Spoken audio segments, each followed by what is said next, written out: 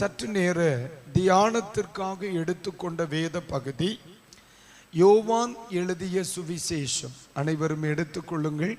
13ஆம் அதிகாரம். யோவான் எழுதிய சுவிசேஷம் அதனுடைய 13ஆம் அதிகாரம். இந்த 13வது அதிகாரம் இயேசு கிறிஸ்துவனுடைய கடைசி பஸ்காவை குறித்து மிக அழகாக எழுதப்பட்டிருக்கிறது.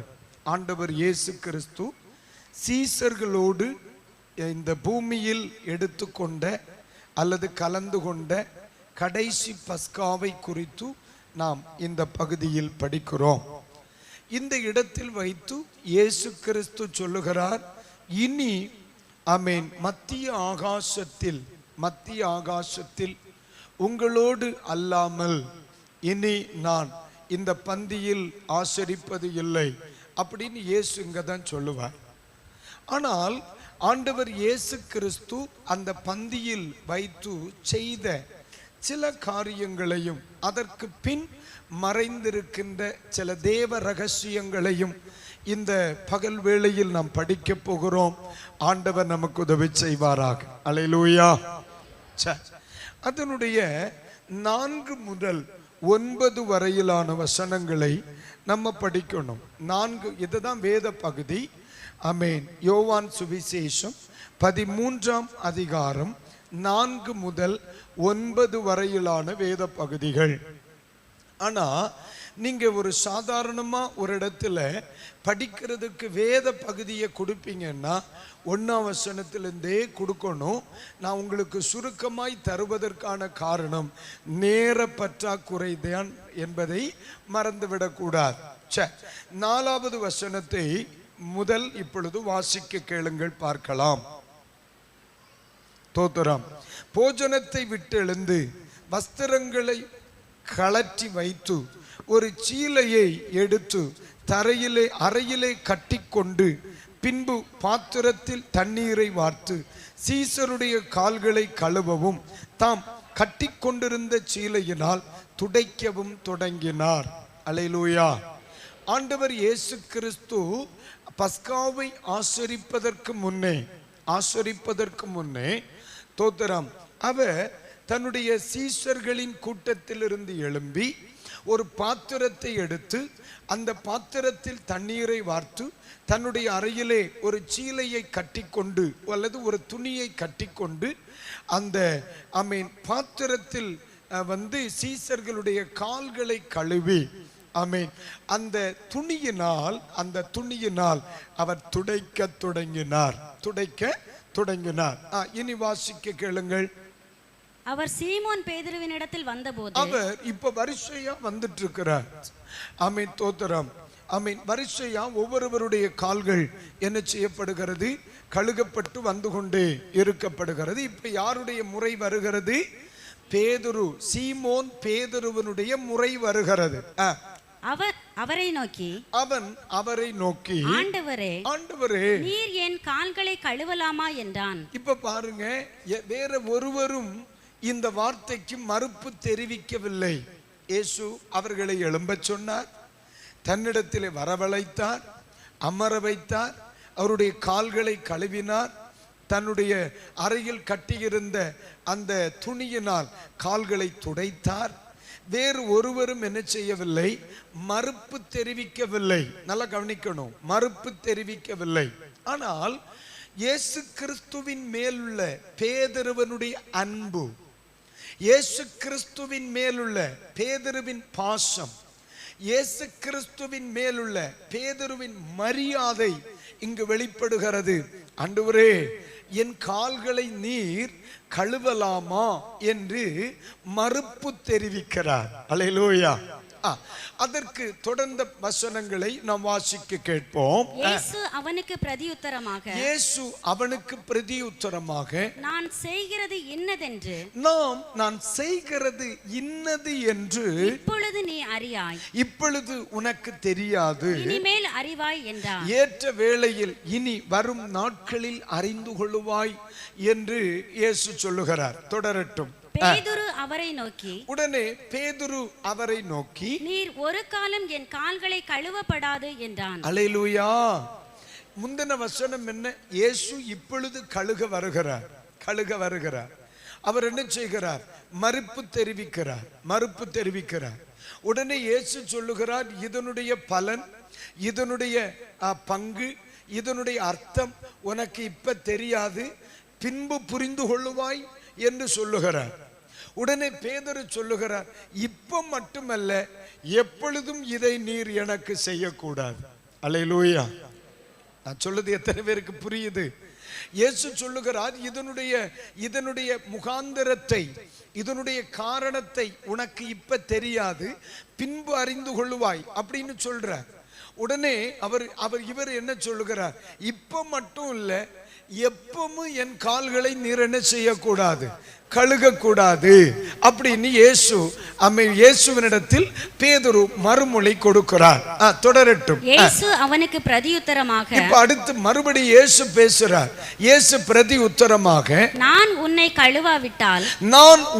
கழுகாவிட்டால் என்னிடத்தில் உனக்கு பங்கில்லை என்றார். என்னிடத்தில் உனக்கு பங்கு இல்லை என்றார். எல்லாரும் சேர்ந்து இந்த வசனத்தை வாசிங்க. ஆமென், ஆமென். பேதுரு அவரை நோக்கி நீர் ஒரு காலும் என் கால்களை கழுவப்படாது என்றான். இயேசு அவனுக்கு, இவ்வளவுதான் சத்தமா நம்ம சபையில, இயேசு அவனுக்கு பிரதி உத்தரமாக, நான் உன்னை கழுவாவிட்டால் என்னிடத்தில் உனக்கு பங்கு இல்லை என்றார். கடைசி வார்த்தை எல்லாரும் சேர்ந்து சொல்லுங்க, என்னிடத்தில் உனக்கு பங்கு இல்லை என்றார். ஒரு முறை கூட சொல்லுங்க, என்னிடத்தில் உனக்கு பங்கு இல்லை என்றார். இயேசுவினுடைய வார்த்தை இதை சொல்லுகிறது. உடனே பேதுருவினுடைய அடுத்த மறுமொழி என்ன? அடுத்தபடி அதற்கு சீமோன் பேதுரு, ஆண்டவரே, என் கால்களை மாத்திரமல்ல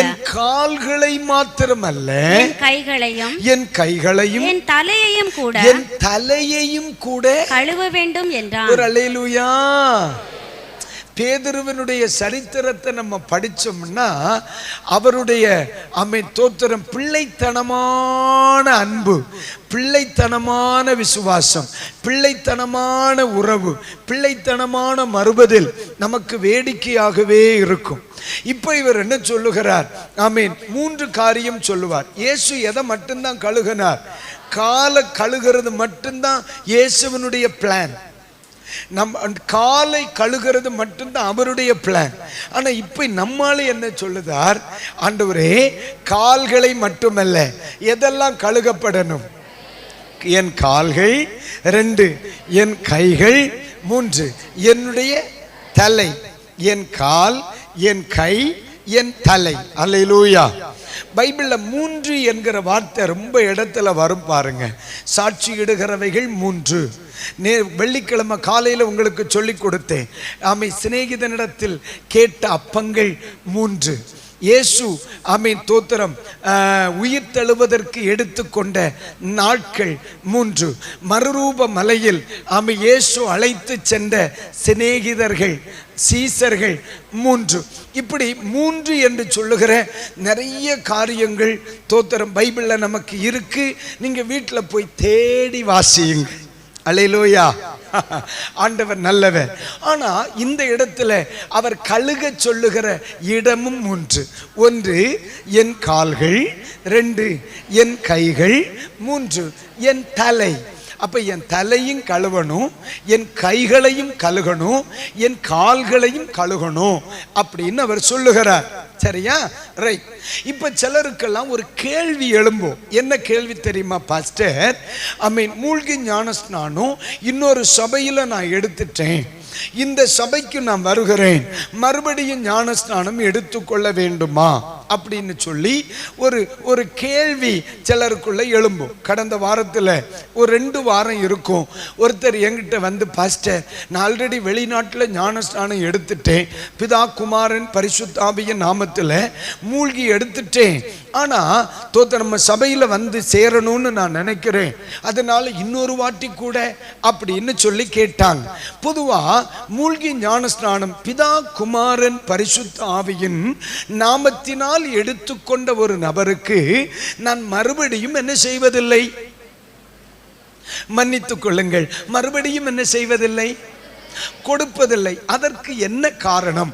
இப்போ இவர் என்ன சொல்றார்? ஆண்டவரே, என் கால்களை மட்டுமல்ல, என் கால், என் கை, என் தலை மறுபடியும் கழுகப்பட வேண்டும். இதுக்கு சாதாரணமாய் சொல்லலாம், குளிப்பாட்டி இருங்க அப்படின்னு சொல்லி இருக்கலாம். ஒருவேளை நான் அந்த இடத்துல யோசித்து பார்த்தேன், அதை ஏன் அவர் சொல்லவில்லை என்று சொன்னால், இருந்த தண்ணீரின் அளவு போதுமான அளவிற்கு இல்லை, தனக்கு தடுமம் பிடிக்கும் என்று நினைத்திருப்பாராக்கும். நான் சொல்லுகிறது புரிகிறதா? தண்ணீர் ஒரு பாத்திரத்தை எடுத்தார் அப்படின்னு தான் இருக்கு, பேரல் எடுக்கப்பட்டது என்று இல்லை. அப்ப இவர் பார்க்கிறார், இந்த தண்ணீரில் என்னை குளிப்பாட்ட முடியாது, ஆகவே தலையையும் ஆகவே கையையும் ஆகவே காலை மட்டும் கழுகினால் போதும்.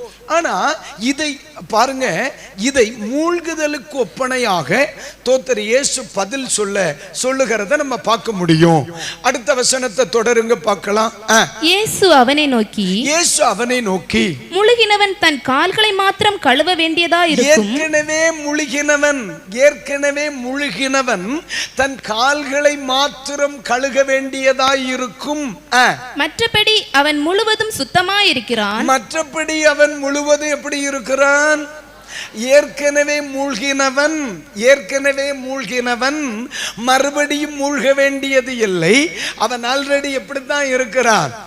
அதனாலதான் ஒருவேளை இடம்பெயர்ந்து வந்தாலும், டிரான்ஸ்ஃபர்னால நம்முடைய திருச்சபைக்கு வந்திருந்தாலும், ரட்சிக்கப்பட்டு ஏற்கனவே ஞானஸ்நானம் பெற்று மூழ்கல் ஞானஸ்நானம் பெற்றுக்கொண்ட ஒரு பிள்ளைக்கு நம்ம மறுபடியும் ஞானஸ்நானம் கொடுப்பதில்லை. அதற்கு இதுதான் காரணம். இயேசு சொன்னார், முழுகினவன் தன் கால்களை மாத்திரம் கழுகினால். கைகளை உயர்த்தி ஒரு அல்லேலூயா சொல்லுங்க, அல்லேலூயா. ஆமா, இப்ப சிலருக்கு இந்த வசனத்துல ஒரு தெளிவு கிடைச்சிருக்குன்னு நம்புறேன். சரி, இப்ப மறுபடியும் நம்ம வரப்போகிறோம். இப்போ தோத்துறோம்.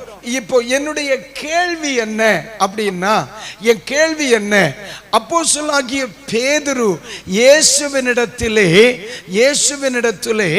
எதை எதிர்பார்த்தார்? தலை, கால், கை மூன்றும் கழுவப்படுகிறதை எதிர்பார்த்தார். சொல்ல காரணம் என்ன? இப்ப என்னுடைய கேள்வி, பேதுரு தன்னை முழுவதும் கழுகும்படி சொல்லுவதற்கான காரணம் என்ன? இயேசு சொன்னார், நான் உன்னை கழுகவில்லை என்று சொன்னால் என்னிடத்தில் உனக்கு பங்கு இல்லை, என்னிடத்தில் உனக்கு. அப்ப இப்ப அவர் என்ன சொல்லுகிறார்? அப்படியானா என் தலையை கழுகுங்க, என் காலை கழுகுங்க, என் கையை கழுகுங்கன்னா பேதுருவினுடைய மனசுல என்ன எழும்புச்சு? எப்படி ஆகிலும் இயேசுவினிடத்தில் எனக்கு என்ன வரணும்? ஒரு பங்கு உண்டாகணும். அல்லேலூயா. நான் சொல்றது எத்தனை பேருக்கு புரியுது? எப்பா, இயேசுவினிடத்தில் எனக்கு, இயேசுவினிடத்தில் என் குடும்பத்திற்கு, இயேசுவினிடத்தில் என் சபைக்கு, இயேசுவினிடத்தில் என் பிள்ளைகளுக்கு ஒரு பங்கு உண்டாகணும். அல்லேலூயா. அப்போ தோத்திரம். இப்ப நல்லா கவனிங்க, கர்த்தருக்கு ஸ்தோத்திரம். நம்ம சில நேரத்தில் அண்ணன் வந்திருக்க மாட்டான். சரி வேண்டாம், ஒரு ஆளுகிட்ட ஒரு பொருள் இருக்கு. இப்போ உடனே ஏல நீ ஒத்தைக்கு திங்காத, அவனுக்கும் பங்கு கொடு, இவனுக்கும் பங்கு கொடு, இவனுக்கும் பங்கு கொடு. இப்படி பங்கு வச்சு கொடுப்போமா இல்லையா? அதுல கொஞ்சம் மிச்சர் பங்கு வச்சா ஒரு நிலக்கடலை ஒருத்தனுக்கு கூடுதல் போனா போரும். நமக்கு நீடிய பொறுமை நிலக்கடலையில தெரியும். அது வேற, அது வீட்டில். அப்ப இதுதான் பங்கு. இது அப்படியே மனசுல கொண்டு வாருங்க. பேதுரு என்ன எதிர்பார்த்தார்? இயேசு கிறிஸ்துவினிடத்தில் இருப்பதில், இயேசு கிறிஸ்துவின் கைகளில் இருப்பதில், இயேசு கிறிஸ்துவினிடத்தில் எனக்கு என்ன இருக்கணும்? பங்கு இருக்கணும். அப்ப இந்த இடத்தில் இருக்கிற தோத்திரம் எல்லா தேவ பிள்ளைகளுக்கும் சொல்லுகிறேன், நமக்குரிய பங்கில் சில யாரிடத்தில் இருக்கிறது? என் அருமை நாதர் இயேசு கிறிஸ்துவினிடத்தில் இருக்கிறது. அல்லேலூயா, ஆமென்.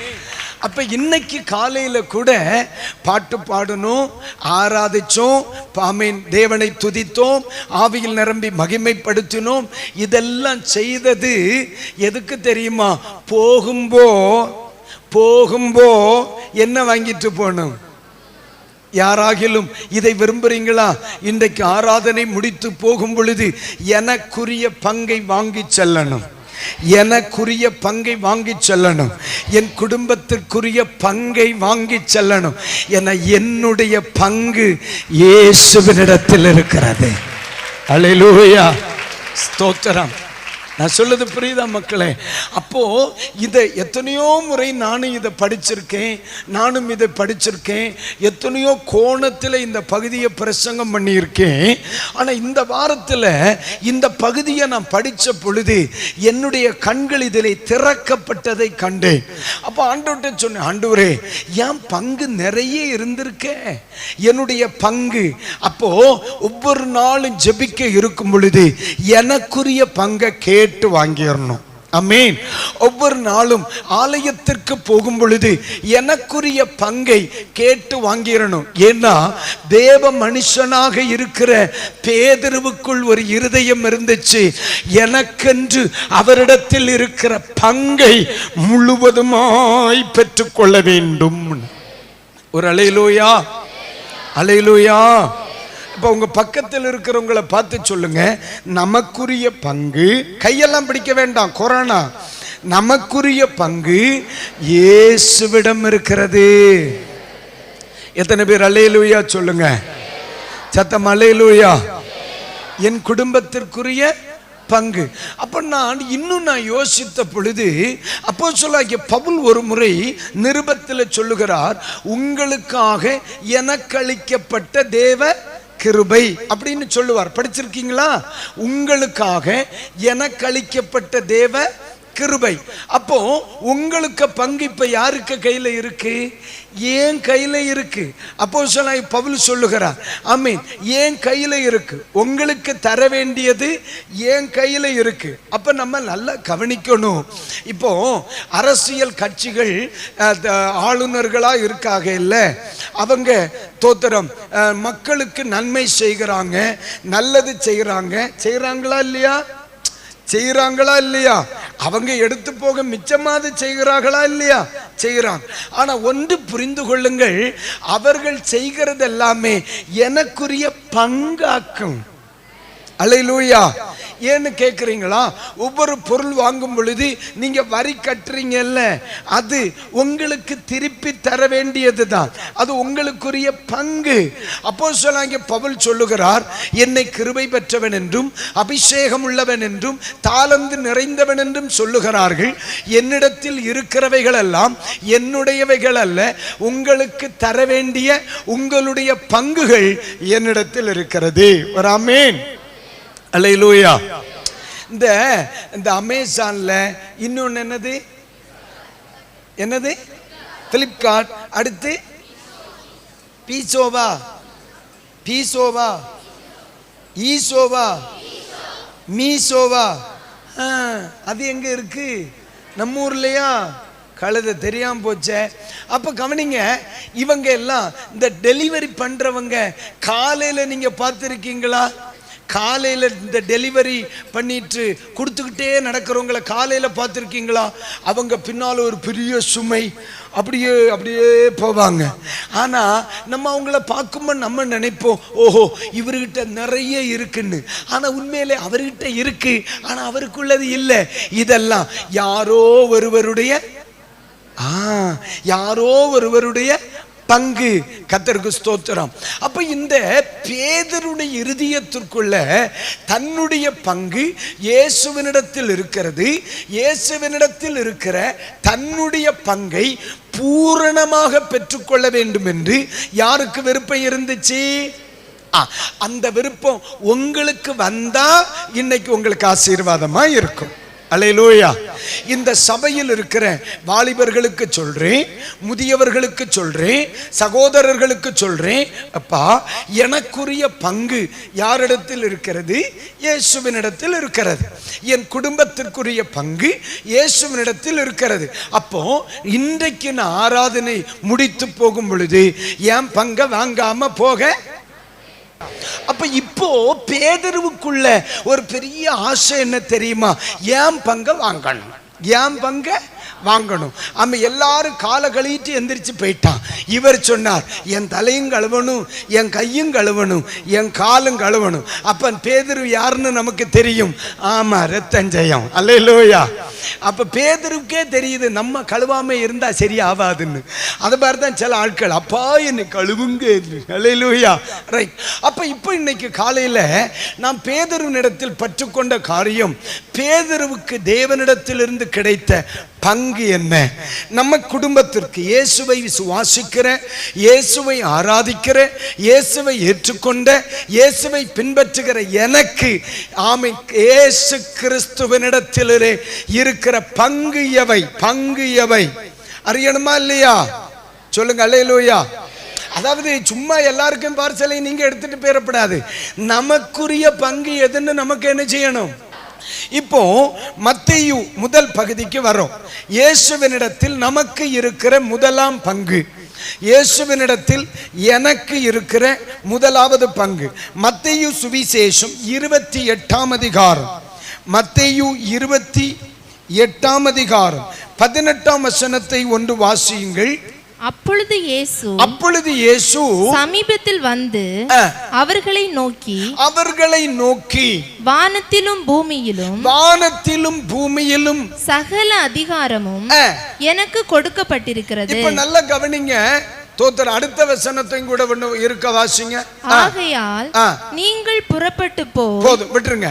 அப்ப கவனிங்க, இந்த 28ஆம் அதிகாரம் 18ஆம் வசனத்திலே இயேசுவை குறித்து பைபிள் சொல்லுது, வானத்திலும் பூமியிலும் சகல அதிகாரம். எல்லாரும் இந்த வேர்டை ஒரு முறை சேர்ந்து சொல்லுங்க. வானத்திலும் பூமியிலும் அதிகாரம். இல்லையா? இப்ப இயேசு பரலோகத்தை விட்டு பூமிக்கு வரும்போ இயேசு கிறிஸ்துவை பிதாவாகிய தெய்வம் ஆமென் ஆமென் வெறுமையா அனுப்பலையா. அவருக்கு என்ன கொடுத்து அனுப்பினார்?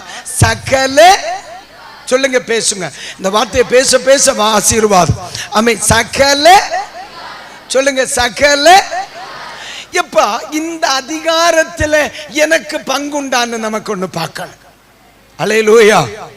ஆமா, இயேசு வரும்பொழுது எப்படி வந்தார்? சகல அதிகாரத்தோடு வந்தார்.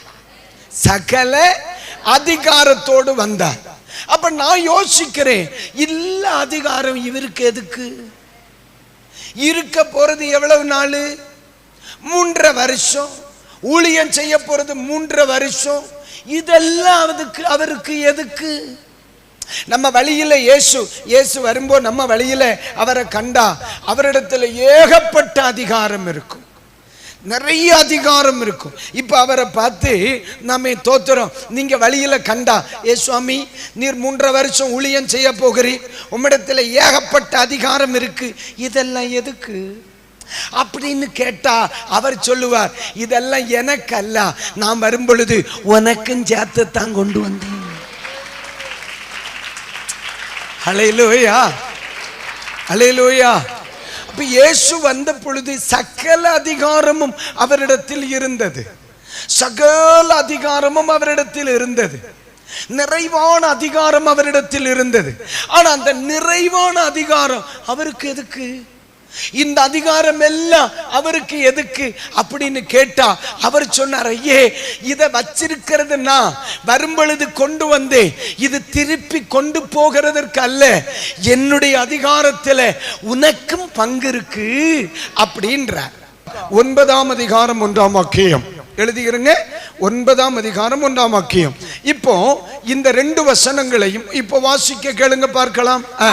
அப்பொழுது அவர் தம்முடைய 12 சீஷர்களையும்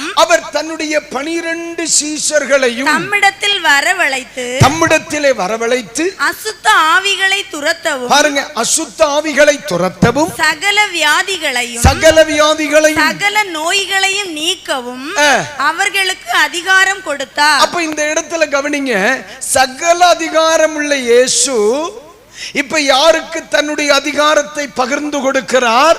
தன்னுடைய சீஷர்களுக்கு பகிர்ந்து கொடுக்கிறார். அப்போ இயேசு கிறிஸ்துவினிடத்தில் இருந்த அதிகாரத்தில் எனக்கும் என்ன உண்டு? சொல்லுங்க அந்த வார்த்தை, எனக்கும். அல்லேலூயா. தம்பி, நீ ஜெபிக்கும் பொழுது, நீ பேசும் பொழுது, நீ சத்துருவை அதட்டும் பொழுது, வியாதிகளுக்காக ஜெபிக்கும் பொழுது, போராட்டங்களுக்காக ஜெபிக்கும் பொழுது கோழையாய் அல்ல, நீ எப்படி இருக்கணுமா? அதிகாரம் உள்ளவனாக. சொல்லுங்க, அதிகாரம் உள்ளவர்களா. நம்ம இந்த தேசத்துல கர்த்தர் எப்படி வச்சார்? அதிகாரம் உள்ளவர்களாய். உங்க குடும்பத்துல கர்த்தர் உங்களை எப்படி வச்சார்? அதிகாரம் உள்ளவர்களாய். இதுதான் ஏதேன் தோட்டத்தில் ஆரம்ப நிலை. ஏதேன் தோட்டத்தில் தேவன் மனிதனை வைத்த பொழுது எதற்கு வைத்தார்? நீங்கள் அனைத்தையும் என்ன செய்யணும்? ஆண்டு கொள்ளுங்கள். அந்த வார்த்தையை சொல்லுங்க. அப்ப மனிதனுக்கு என்ன கொடுத்தார்? ஆளுமை தன்மையை கொடுத்தார், அதிகாரத்தை கொடுத்தார்.